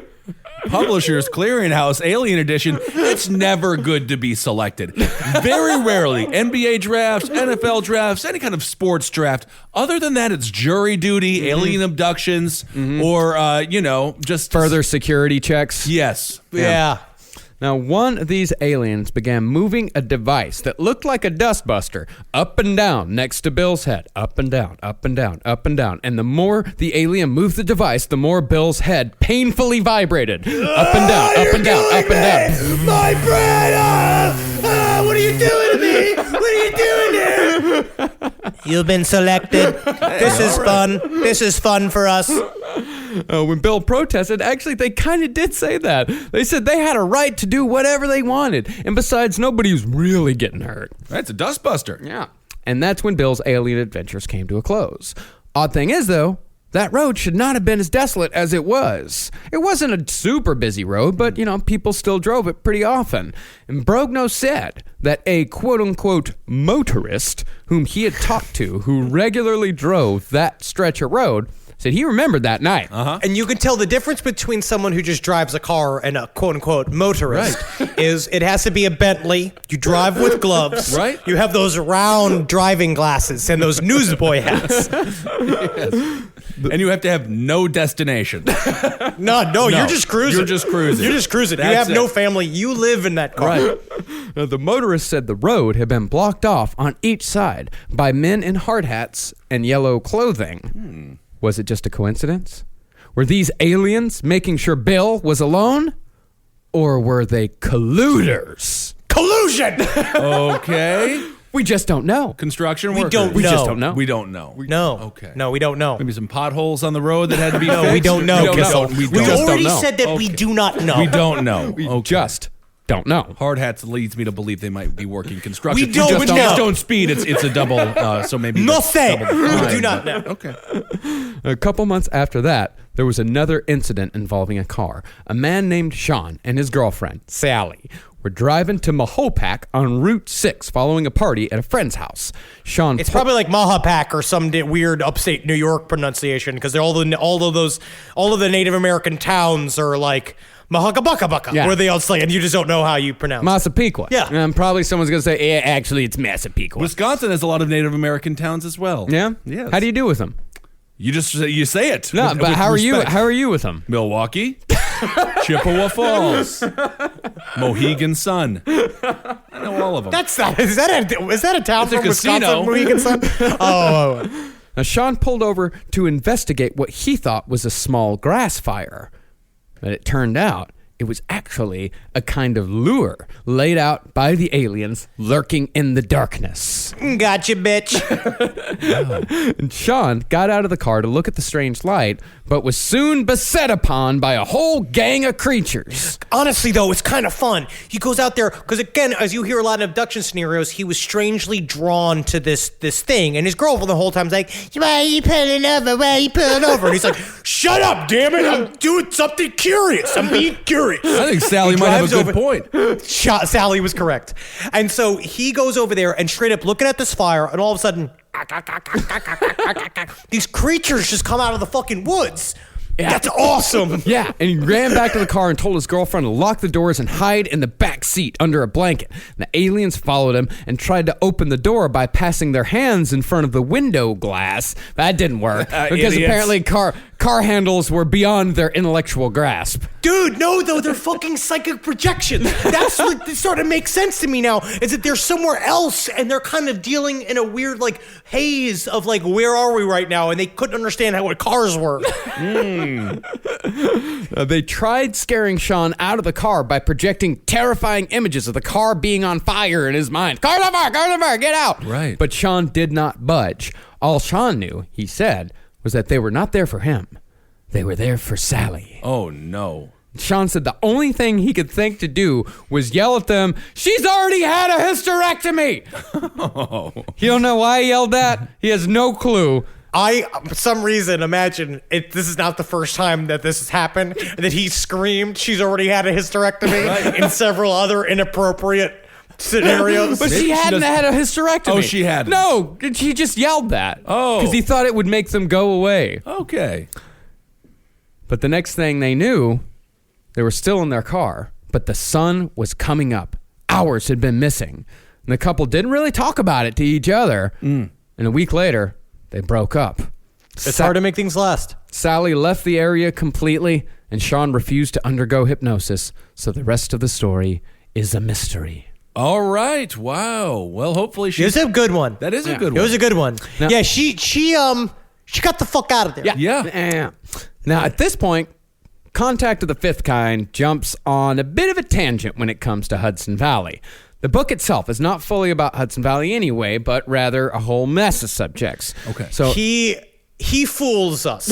So what Phil Imbrogno does with this book is that he says, so these stories all came out during the investigation of the Hudson Valley sightings. A lot of these stories came, and Hynek's like, I don't want to deal with this shit. So he kind of gets the audience by saying this book's about what was left out of Night Siege. But then he goes off on some dumb shit. yeah, because there For wasn't it a all. lot that was left out of. There was enough for a pamphlet left out Okay. of Night Siege. Yes. So there had to be a lot of padding on this All one. right. And, you know, in Brogno, he covers Close Encounters of the Third Kind and then the Fourth, both in Hudson Valley. And this all does circle back to Hudson Valley, eventually, kind of, sort of. But before we get to that, we got to talk about Close Encounters of the Fifth Kind. Uh-oh. Specifically, channeling. Okay. Channeling to me is my favorite of the dumb subjects in alien shit. Yeah. It's my Yeah. favorite of them because it's the most made up and it's the most just like what I do. Like it's just people playing characters. Is it what I It's do people- every single night with a 12-pack of Bud Light as I flip through the Food Network, HGTV? You pretending you're someone else? No, I'm flipping through the television. No. That's That's not called channeling. aging. Oh, You're aging. I see. Imbrogno says that channeling is when a medium is in mental contact with another human, non-human, or superhuman intelligence. That intelligence communicates through the medium, either verbally or by automatic writing or drawing. And to his credit, Imbrogno does point out that he does believe that most of the people that claim they can channel are making it up as they go along, as for some reason the majority of people switch to specifically an Indian accent when they channel. Yes, yes, it's because it's the most to me mysterious accent. Like if I was gonna pretend to be an alien, I feel like that's the one where you just go like, "And no, I'm from another planet," because it's not racist then, because you're an alien. I was thinking Native American, but we're talking India. No, here. we're talking. Yeah, he says Indian or Middle Eastern. It was the 80s. It was the 80s, so. But some people who channel, Imbrogno claims, are the real deal. One of the actual channelers is a fascinating man named Dean Fagerstrom. Now, whether this guy is telling the truth or not, he is an absolutely fascinating person. Okay. Now, one night in 1966, while Dean was stationed in Germany during a stint in the army, Dean said he began to feel a presence in the house where he was living. He looked down at the whiteboard where he had been working on a system to beat the lottery when slowly a human face began to appear. Ooh. Then another face appeared beside the first. I think that if you already believe that you can beat the lottery just using your mind and just using a bunch of numbers, this is more likely to happen to you. Yeah, could be. The man who appeared had shoulder-length blonde hair, and the woman had hair that was a little darker and a little shorter. But both had the piercing blue eyes of what sounds like Nordic aliens. Yes. Then Dean heard a voice next to his ear, as if it was coming from thin air. The voice said, "My name is Donestra, and this is my wife, Kilestra." They sound like Olestra ripoffs. Yeah. They informed him that they were a part of thousands of races who studied Earth, and Dean had been chosen for communication. Lucky guy. But he was not to tell anyone that he had been contacted.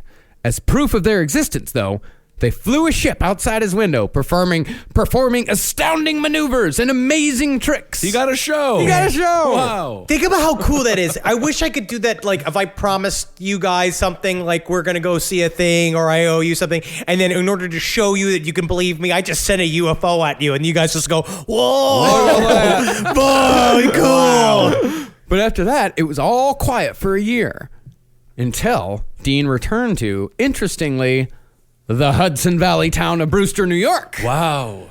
On January 19th, 1968, Dean awoke at 4:30 in the morning to see an object that looked like an old microphone slowly materialize from thin air. The object then floated towards him, making a high-pitched buzzing noise. It was only a few inches from his head when it began to vibrate, causing Dean's head to vibrate along with it.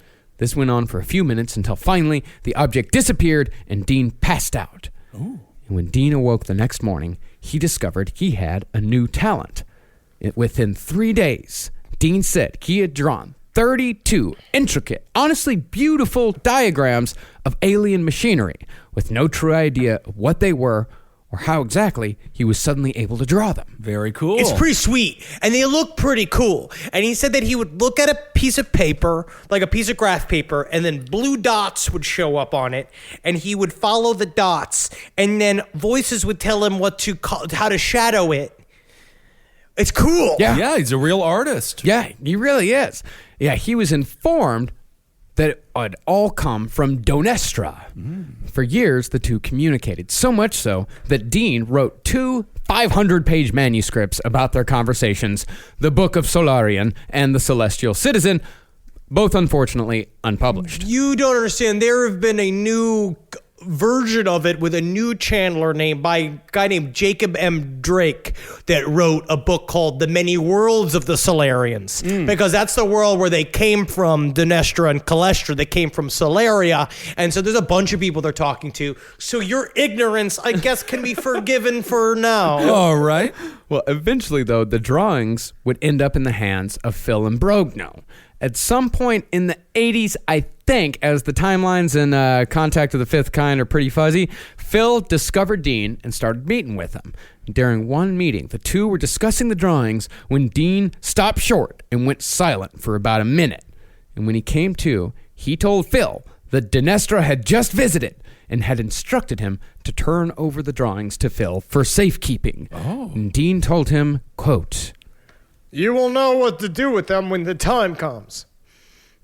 Dean did other weird shit too, according to Phil. He could supposedly channel the spirit of a 19th century piano virtuoso named Franz Liszt and could duplicate his style despite having no formal training whatsoever. Well, look at that. Yeah, he claimed that this happened after a bunch of little hooded men opened up his head and installed ruby crystals, which also made him a mathematical genius, which is a skill that he used to win the lottery every once in a while, but only enough to pay for living expenses. Wow. But it's interesting. But he has won the lottery several times. Yeah. And he did, And huh? he could play. And what he says is that Franz Liszt jumps into his brain. He can play one song and record it, but he can never play it live, and he can never play it again. Oh, no. It can only be one. Oh no, he said that in one paragraph, but in the next paragraph, he actually did play it for Phil and Brogno, because in my copy of Contact of the Fifth Kind, it is heavily notated by whoever owned it before. And in the paragraph where it says he could only play it once and only play it recorded, the guy wrote in the margins, "Sounds like a con game." And then two paragraphs later, when it said, Phil said, "But one time he did actually play it for us." The guy that owned the book before me wrote, "Apparently not a con game." Wow. Change of heart. Now, Dean also created a language of over 200 characters that resembled ancient Babylonian, again, supposedly channeling, and he wrote a sort of Rosetta Stone concerning that language using a poem of his own authorship called Out of Orion's Mouth. Ooh. In other words, Fagerstrom was crazy, but no doubt a creative genius. Spent his days working as a security guard. Spent his nights making languages, playing piano, drawing amazing diagrams. Security guard, huh? Yeah, Wow. he did cool things that crazy people do, because there's something about the focus that being a schizophrenic can bring you sometimes. That's very, very powerful. And so he did a bunch of shit. I mean, he never had love, Right. but he definitely had his drawings. Yeah. Yeah, he's like Simon, that SNL character. That's a child. Yes. That Yeah. hangs out in a bathtub and does Yes. drawings. That is weird. Yeah, played by a grown man. Yes. Which I never like it. I never like when adults play children. That was a common theme on SNL for a while. So you don't like Clifford? Clifford's different because Martin Short is a national treasure. What was the name of it when Robin Williams played Jack. That was sad. That movie is disturbing. What was going on with that? They sold it to children. I thought it was supposed to be fun. You know that's a Francis Ford Coppola movie? Good Lord, it's depressing. Yeah, it's a Francis Ford Coppola movie. Jeez. Now, Dean Fagerstrom was not the only instance of a channeler that Phil and Brogno found, although the other one that he found wasn't quite as impressive. James was a middle-aged man who worked for the Department of Treasury as an investigator. And James had taken a frankly intriguing photo of a yellow egg-shaped object flying in the night sky, and he'd called up Brogno about the photo for a second opinion. Okay. After showing them the photo, James opened up a little. He said that he'd been in mental contact with a being known to him as the Master Surgeon of the Universe. Ben Carson. It's not made up. There's nothing made up about this. Honestly, this is when it really goes off the rails. All of this shit This is when it goes off the stupid. rails? Yes, this is pretty stupid. No, the Master Surgeon was a part of a non-corporeal people who were in charge of putting humanity back on the straight and narrow, and they were doing this through people like James, the Treasury investigator. Okay. Yes. The Master, however, didn't always seem to have James's best interest at heart. If James did not follow the Master's instructions, the Master would torment him all night and would not let him sleep. Oh my goodness. Yeah, there was a guy when I used to work at Eckerd's, when I used to do the photo developing thing. There was a guy that used to come in every day who was a mentally handicapped man. I forget his name, but he used to come and be like, "Hi, you got any gold coins?" And he always asked for the gold coins, which were this at the time the dollar coins that were more popular, I guess, in the early 2000s. Yeah. So he came like, "You got any gold coins?" We're like, "No, none today." And he would have this sheet of paper that was photographed that said he needed a master, and that he wanted one of us to be his master, and that if he didn't do push-ups right, that he has to lift up the bricks and he has to do his push-ups, and if he doesn't do it right, then the master can beat him until his bones crick and crack. And that he had all of these rules of all of this shit that we would have to do to him, sort of like not sexually, but it was like spanking him and like making his bones go crick and crack and make him do push-ups in front of you, and then if he does well, we were to give him gold coins. Yeah, I think you are going to be part of a huge sexual fantasy for this man. Yes. Yeah. Yes. Well, one night, the master directed James to travel to an area just outside of Sandy Hook. And when James got there to the spot and saw a multitude of no trespassing signs posted on a chain link fence, the master told him, "Don't worry about it. Just go on, hop on in there. Everything's going to be great." That's your sign to go on in. And no sooner had James jumped that he was surrounded by military personnel and was promptly arrested for trespassing. And when he told his captors what he was doing and why he was doing it, they placed him under psychiatric care and gave him medication. And wouldn't you know it, just so long as James takes his meds, the master don't talk to him. Oh, okay. Hardcore See, it's schizophrenic. weird how it works like that. Yeah. But he says he can still feel the master's presence. All right. And while this just does sound like James is a deeply disturbed person, Imbrogno makes sure to point out that his photographs are nonetheless interesting. And it is possible that he made contact, but it all just got a bit out of hand. Okay. Yeah, they did a good overview of his pictures, and they did like this weird thing where they did a chemical overview, and it said that there was something present in the picture, like they didn't fuck with it. They actually had a live picture, but that does not exclude you from being very sick. Uh-huh. Now, all this channeling stuff had, up to this point, been all fun and games for Imbrogno, but that was until he visited Mark and Lois of Greenwich, Connecticut, sometime in the late 80s, early 90s, I think. Okay. Mark and Lois claimed that they were in contact with and could channel 104 different aliens, all belonging to the same federation of planets. That's a lot. They claimed whenever they wanted, these highly advanced beings would drop whatever they were doing and answer the call of a couple of hippies from Greenwich. Okay. Oh man, they were like Daryl Hammond. Oh. Filled with characters. Yeah, that's right. And Phil Hartman. Uh-huh. Remember him? I remember him. Yes, Phil. I do. Of course I do. Naturally, Phil was curious, so he went along and sat in on a session. Mark asked questions as Lois channeled, and one by one, the roll call began. There was Munka, priest philosopher of Mars and protector of Earth. She was the primary contact. Okay. Next came Yes, she was. Monka? Next came Monka. Fanta One, who was not one, but 50. Well, that's a misleading name then, isn't it? Fanta's got now strawberry soda and orange soda and grape soda. It's all the different fruits, so it's like that. It's like soda. I don't like it when they do that. There was Nemus, the scientist, and Juan, the other scientist. Just one of those. That's not Juan Spanish Juan. That's Juan W-A-N. It's alien Juan. There was Han, and Lomu, and Kalira, and Soltek, not to mention Urso. You better not mention Urso. You gotta mention Urso. And they all answered when Lois called. Phil listened skeptically as they hopped from one New Age platitude to another, but then the air changed. Slowly. And you know he was listening skeptically because he was slowly chapping his chin. Just being like, I'm listening skeptically. Slowly, the room grew colder, no matter how high they turned up the heat.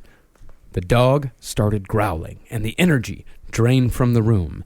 Munka came forth with a warning. Uh-oh. For Phil! Yeah, this is Phil. Now Phil's in the center of this. Wow. And this is being written by Phil, and it doesn't sound, maybe it does sound like he's purposely putting himself in there, but this really maybe it happened. Maybe it happened. Monka's got a message for Phil. Oh yeah, Monka's like, hey Phil! Yeah, what's going on? You know what make it cold in here? I didn't wear a sweater. And I don't care, I don't count my chest hair, my back hair as my sweater. Well, she told him that a powerful, evil, negative force was coming to destroy him because he was getting too close to the being's true identity. And that was followed by a strange knocking and a low chanting, or so Phil says. Yeah, so it says. Yeah, so I says. I literally says to him, so I says, you're being some kind of alien, and I'm so close to the identity, I must be some kind of danger to use. I'm gonna tell my buddy Alan, and he's gonna be so mad. Yeah, Phil is flying too close to the sun here. And then a message arrived from an outside source. This is the exchange as is reproduced in Contact of the Fifth Kind. Mark said, "Who is this, please?" And an unknown being said, I will only speak to Phil. and Phil said, Well, can you tell me who you are? and the unknown being said, Donestra. Whoa, it's coming full circle. Wow. They're talking to Donestra is Donestra. back and only wants to talk to Phil. That's it. I see. He's the only one. He's the one. He's Neo, Kissel. Oh. He's the only person with the missing piece. Yeah. Okay. And this is the same Dinestra who had been in contact with Dean Fagerstrom, the same Dinestra who had told Dean to give the diagrams to Phil. Wow. And told him, yeah. And when Phil asked Dinestra, what am I supposed to do with these diagrams? Right. Dinestra said, In time, you will know. You must, however, be warned that a very ancient, evil force has been trying to get to you for a very long time. You and the being are old enemies, for you have defeated him many times in the past. I cannot hold this line of communication. You talk about Alex Trebek?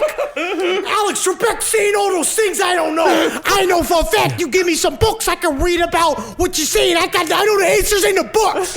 Alex Trebek. At some point, there'll be an internet invented, and there'll be a program, a website called Etsy, at which point you'll know what to do with the drawings. Dinestra then faded out and the session ended. So what does all this have to do with Hudson Valley? What does all this have to do with Hudson Valley? Well, it all comes down to Dean. Oh. Although Dean's first contact was when he was in the army in Germany, his first experiences were said to have happened as a child. And although there is very little information about Fagerstrom outside of Contact of the Fifth Kind, I assume that where he returned to, the Hudson Valley, is where he grew up. See, Dr. J. Allen Hynek hypothesized that there were windows into parallel realities that existed in certain areas on Earth. There was a certain part of where Alan Hynek really did believe that there were physical spots, right? And that reality was thinner and this shit would happen all the time in specific areas. Well, there's another woman that wrote a book called Lisa Zimmerman that wrote a book called The Hudson Valley Sightings that basically said that there's, and it's a pretty legit book, and it's a collection of sightings that have been happening in the Hudson Valley since the 1890s. And so it's been there for a long time. And so we see these a lot in America. There was the Bridgewater Triangle, which we covered. And so in the Hudson Valley, the end of Contact of the Fifth Kind, it goes through a lot of phenomena. It talks about ghosts, it talks about all this shit, and then all of this was happening in this one area. And if it wasn't Philip Brogno, it would be something I would look into. But and Hynek sort of believed it, but he basically just started researching it, and then he died. I want to learn more about that spelunking trip. Oh, you're about to. Oh, you don't want to. Because you know why all this high strangeness happened? Why? Druids. Druids? Yeah. What the hell do the Druids have to do with it? Druids. Well, we actually don't know. Well, and Brogno made a map of all the instances of high strangeness and sightings in upstate New York and found that at the center of the areas with the highest instances stood either a carved standing stone or a stone chamber. And the highest concentration of these stones and or chambers was in Putnam County, where Fagerstrom lived. Now, Fagerstrom is just a byproduct of this. He is highly unusual and interesting, yes, but he is not the only strange thing around. No, he's not. Tiny Tim was from up there too. Oh, no kidding. And there's that part. But they say these things, Brogno's and a couple other hypotheses, these standing stone structures, it's harder to describe. They're like little sheds made out of stones that are placed together so tightly so that they don't use any mortar or glue to hold these like piles of stones together. And so the Druids, yes, may have done this when supposedly they visited America thousands of years ago, where they have a whole idea that the Druids came to the Northeast America and hung out. But there's also many rebuttals, and that they were there, and what they did was basically marked sacred grounds using these stone chambers, and that's where the aliens would come out of, because aliens are close to fairies, which are close to ghosts, which is all sort of weird. Any sort of high strange behavior can all be connected to each other. But then there's a whole other, apparently another thing that maybe during the early 18th century, farmers just built this shit because it was cool. Yeah. Druids. Druids. Remember that? Yeah, Druidia. The evidence that Imbrogno gives that you can see, however faintly, an ancient language named Ogham, which is an early form of Gaelic written on the rocks. And on one of the rocks, they found a carving of the constellation Pleiades. And Imbrogno states that the chambers built in upstate New York are actually temples built on magnetic anomalies. And Imbrogno knows because he took readings with a research-grade magnetometer. Yeah. And also, he says the word magnetic anomalies in contact of the fifth kind maybe 175 times. Oh, good. And he believes that these are spots where reality is thin and a place where UFOs can use the magnetic energy to warp into the fourth dimension, I think. Now, unfortunately, like all things alien, this is where it kind of just trails off. You know, That's how we're ending this episode? there's no answers here. It just trails off. There's no After answers. all Yes. this, you guys are leading me to an episode that just trails off like a horrible fucking psychedelic song. Hey, Ben. Kissel. This is like the farmhouse of episodes. Ben, it's a mystery. It's a mystery. It just trails off. Listen, It no, just ends. welcome to my life. I feel like Kissel. Welcome to I'm in my a life. jam band hell. This is the constant experience of the UFO enthusiast. It is always this, because the problem is it doesn't end until I have a UFO in a garage and a gray in a casket in my possession. The story doesn't end until I blow my brains out or I am abducted by an alien. That's it. That's the only suitable closure. It's better than it just trailing off. Good Lord. All right, there it is. The Hudson Valley incident here. My goodness, the sighting heard round Hudson Valley. And We've learned nothing. Yeah, special thanks to research assistant Rachel for Yes, this. of So this was course. her first alien episode, Wow. which are the most difficult ones to research, and she did a hell of a job. Thank you so much, Rachel. All I'm right. just glad that I'm not in direct contact with her for these episodes. I'm a buffer. Because I feel like, I think it would be kind of cool, though, maybe time for her to get the 2 a.m. emails I send you. Yeah, the so ones that she could see them. The ones that I woke up to, the 2-hour-long Hynek radio interview that I woke up to this morning. Yeah, well, she's It's an good. employee, so we'll just have Marcus talk to her. Thank you all so much for listening. Let's see, what do we want to do here? We want to thank everyone for giving to our Patreon. Yeah, thank you so much. Yeah, if you want to, we're gonna get back to shout outs. Like Jonestown's a long series, so we're gonna be getting back to shout outs. If you want to give, if you think we deserve a little bit of money, you can go to patreon.com/lastpodcast on the left and give there. Thank you all so much. You guys, without you, none of this is possible. I promise this because I talk shit about those pins that I got, all of the Kool-Aid Man shit from Jim Jones.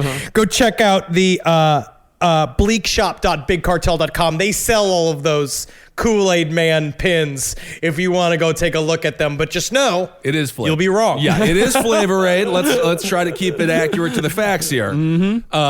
Yes, and thanks everyone. We did a little Patreon special episode last week. So if you like those creepy pastas, most people liked them. Some people are not very nice, but most people are very nice. So I do that on the Patreon. So that's a little insight into what you'll get if you give to that. We're just having fun. We're having and fun. I'll also say that we're having fun and we're just trying to make as much fun stuff as goddamn possible. That's it. And also we're going to be doing, I have some specially fun interviews coming your way. It's going to be nice and you're going to like it. You're going to pay for it. You're going to love it. Let's see. So follow everyone on social media. Oh, and of course, listen to all the shows here. Page 7, Abelion's Top Hat. Just thumb through the Last Podcast Network, and I'm sure that you'll enjoy whatever you stumble upon. Oh yeah, we got some newer shows like The Story Must Be Told. We got other shows like Movie Sign with the Mads that features a couple of guys from Mystery Science Theater 3000. We've got a whole bunch of shit. Oh, and also be sure to go check out my show Milk and Peppers. Hours. You can listen to me live every Tuesday from 1 to 3 p.m. Eastern, give or take 1 to 3 p.m. And you can also listen to all the old shows on mixcloud.com/Marcus Parks. Very cool. Awesome. So follow us on Twitter at Henry Loves You, at Marcus Parks, at Ben Kissel. Follow us on Instagram at Dr. Van Tasty, at Marcus Parks, at Ben Kissel, the number 1. And follow Last Podcast at Left on all of this horse shit at LP on the left. There it and is. Hail Satan. Hail yourselves. Again. Hail me! And a God, it feels magustalations, everyone. aliens, man. Woo! Shout out. What's up, everybody? How are you? This is time for Patreon shout-outs. Thanks for donating. Thank you. We love you. Thank you for your money. And your love. Ooh, it's so nice to have money and love. Now that money are people, they're giving us little humans. All right, should I start? Let's start. All right, Megan Fisk. Thank you, Megan. Caitlin DeBoy. Ashley Hall. Ashley R. Haney. Holly Wolf. Alan Bauer. Quinn Thomas. Tori Amelia Dow. Matthew R. Alice. Andrew Stewart. Angela Mercurio. Jerry Oh, like that's like in Romeo and Juliet. Oh, That's yeah. Mercutio. That's Mercutio. Mercutio. What? Jerry Lucero. Jerry Lucero. Mark Stores. Dale DeVille. Mantic. Joe Johnson. Jason Colombo. Heck of a detective. Daryl Horton. Wartooth. Bethany Ingalls, Selena Demkes, Jessica Delfonte, Jeff Watson, Seth Diamond, Jessica Danoff, Dylan Goodwin, Braxton Rowe. Hey, what's up, Braxton? Bridget Clavey, John David, Festive Pinball, Jade O'Lantern, Christopher Matthewman, Rebecca Elner, Thomas Boatwright, Bobby Ford, Matt Christensen, Riley Crossley, Caitley Christensen, Graham Miller, Elizabeth Ann Kruger. Thank you all so much. Hail yourselves. Asako Manoa, Ryan Stickney, Jordan Upton, Chad, Daniel, Faith Barksdale, April Lovelace, Colin Bruns, Colin Bunts, Ryan Duty. You got a butts and a duty back to back, huh? Look at that. Dana Wilson, Caitlin Fridley, Corey Metcalf, Holly Baske, Rebecca Berg, Connor Jones, JB Wyatt, Sydney Pike, Marjorie Israel, Michael Aron, Aisling Coons, Simone Thomas, Elick, Maddie Williams, Sam Cloward, Sarah, Aaron Johnson, Brandon Najami, Sarah Demi, Danielle, it's a bunch of L's, Carolyn McBride, You Are Here, the world's first Choose Your Own Adventure podcast, Matt Minter, Alice James, Tiffany Jenkins, Rory Lee, Jason Huber, Patrick Lejeune, Ellie Bueno, Eli Bueno, Ryan MacLeod, Deb Hoban, Martha Marks, Jared Enos, Dana Furcaron, Max Zrodnik, Jason Westfall, Laura Coble, Courtney Halverson, Heather Montgomery, Herman Rumpster, I love it. Lindsay Pletcher, Buddy, Doug Brugger, Lisa Greeley, Roxanne Kalenborn, Trevor Collins, Jail Harper, Colin Ritzinger, Brittany Watson, Jay Spencer, Max Moore. Thank you. I got Jenna Kessel, Okay. Helen McWilliams, Kaylee, Chris Day, Sarah Parker, John Pinto, Anastasia Suknovskaya, Good thing you got that one. Matt Skinner, Megan Gunter, John Love, Bernie Ike, Lindsay Manelli, Teal, Sabine Reiber, or Reber, Crossland J. Beer, Elliot Beer, Timothy Munzer, Tara Bayan, Sean Rosenthal, Jackson Davis, Scott Dastrup, M. Sanan, or Sanan, Okay. Kylie Miracle, Monica, Abigail Dufour, Christina Honor, Dave Kane, non-nonsense name, Alex Murray, Dan Dement, Fletcher Slater, Sean Knight, Karen Alexander, Helen Abigail D'Angelo, Joel Thomas Runyon, Nathan Chiruko, Jim Gullickson, Andre Lozoya, Nicole Chastain, Sarah Worthington, and Ruth Skinner. All right, I'm going to go with Megan Joyce, Genevara Cazile, Sarah Urban, Virginia Onzorg, Virginia Onazorg, Tiffany Imig, Jesse Hunter, Annie Davis, Evelyn Edwards, Stephanie Atkins, Corey Wade, Nick Mamouni, Andrew Franklin, Tien Nguyen. I apologize if I butchered that. Kirsten Soli Castile, Ann Atkinson, Anna Delahaye. It's Delahaya. Delahaye. Delahaye? Oh, Delahaye. Okay, Anna Delahaye. Dylan Willer, Haley Castaneda, Robin Johnson, Russ Terbeek, Nils Lindquist, what's up? Ashley Weisbeck, Damon Vernon, Anna Whiten, Martin Hickford, Mike Norton, Ramon Balcom, Stephanie Moreno, Anna Visnitskaya. Okay. Patricia Palmer, Simon Casper, Buddy Hale, Casey Cabral, Angela N. Fletcher, Meta Somerville, Kyle Tracola, Stacy Schwager, what up? Lauren Klein Janu, Charlie Hartley, and Heather Bethheiser. Thank you all so much. Hail yourselves. Chris Jordan, Matt Flusher, Jesse Choi, Taryn Price, Crystal Bouland, Lindsay Morales, Evelyn Union, Katie Dumper, Martha Blanchard, Will Bunn, Phil Radomski, John Sanford, ARG, Vane Jenkins, Nick Solomon, Justin Sheeler, James Fuller, Derek, Corey Myers, Hannah Giltner, Milo Caruso, Del Suave, Phoebe Balkin, Daniel Janin, Mary Elizabeth Kozarski, Garrett Lapata, Katie Lehausen, Josh Garrett, Russian letters, Jurgen, Nicholas, Very Joey good. Dollar. No, I did my best. Yeah, it's perfect. a K, a bunch of weird circles with slashes through them.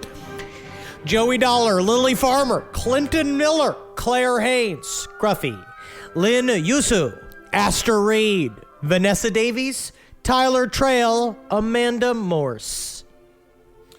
I got Andrew Bronner, Gary Strong, Dominique Kalich, Elizabeth Marie, Danielle Renee, William Arthur, William Young, Antoine De Bono, Lauren Weston, Stephanie Holly, Giovanni Avile, Laura McCarthy, Holly Sullivan, Katie Allen, the man named Butt. That's funny. I like that. Classic. That's classic. Garrett N. Burns, Lindsay Hillebrand, Morgan Mako, Linnell, Alexander Rose, Michael Contente, Alexander Black, Emma Duthie, Kinsey Howell, Derek Carroll, Jeffrey Bridges, Allison, Carrie McGovern, Amanda Donnelly, Zachary Darby, Melissa Small, Lauren Jen, Danielle Guzman, Daniel Rudd, Cody Spagrud, Michael Kelly, Kate Rosen, Edward Hicks, Danielle LaDecour, and Kimberly Atkins. All right, here we go. I'll round it up here. Anamika Vaughn, Justin Colley, Corey Hollowdinge. I don't know. It's HOLODNYJ. Holodin. Okay. Holosian. All right. Yes. Rebecca Manners. I'm skipping over one. I'm going to close with it. I think it's very fun. Rebecca Manners, Riley Henschel, Joshua Shelton, Carl, Danielle Belusi, Chris Conrad, Casey Marfil, Soon Lawholm, Jill L. Brown, Bo Burkhalls, Aaron Rigsmith, Jeff Hart, Michael Lacascio, probably Lacascio, Tally Hertzka, Gary Tim, Andy Chen, Chastity Belt, oh my goodness, Julie Corell, Charlotte, Megan DeLon, Sophie Collum, Jenny Bakokos, Austin Davenport, Joanna Parzell, Ryan Cook, Casey Tallhurst, Emily Olszewski, Vincent Pagilia, Jessica Heichel, Nick Sandvig, Kelsey Boyle, Tim and Holly Braun. Braun Strowman should win Elimination Chamber and beat Brock at WrestleMania. Tim and Holly Braun. Heather Melling, the Bloody Baroness. Kelly Ketchertsid. Baroness, the Bloody Baroness. Okay, there we go. Kelly Ketchertsid. How many? I'm mispronouncing probably everything. Russell Hull. And finally, to end it out for me, I poota my pants, which is fun. I poota my pants. Congratulations. All right. Hail yourselves. Thank you all so much. I got finalists: Jessica Lockmonster, Bruce Pretty, Emily Talent, Tabitha Eller, Ryan Peppa, Caitlin McGreal, Alicia Sullivan, Brett H., Valerie, Thomas McGregor, Sally Zaleski, Randall Chancellor, Kajerski Ferret, Philip Van Ingham, SXM22, Patrick Dost, Bradley E. Moyer, Alex Field, Daniel Nonan, and Carolyn Akers.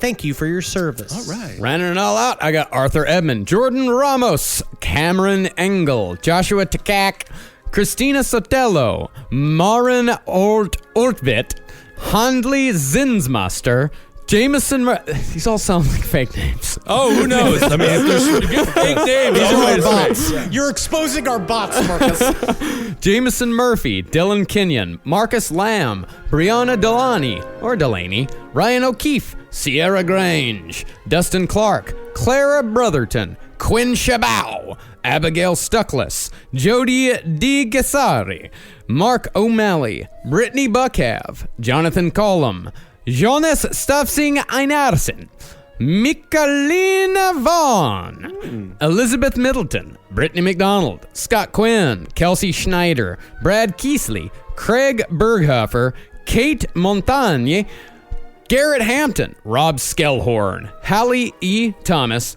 Evie, Thorin Skildelstrand, Jason McRae, Jesse Booth, Mallory Maynard, Lisa Brown, and Justin Owen. There it is. Hail yourselves. Thank you all so much for giving. We hope to see you all very soon. Seriously, thank y'all so much. As always, thank you guys. Hail Satan. It's been wonderful. Magustalations. See ya, fuckers.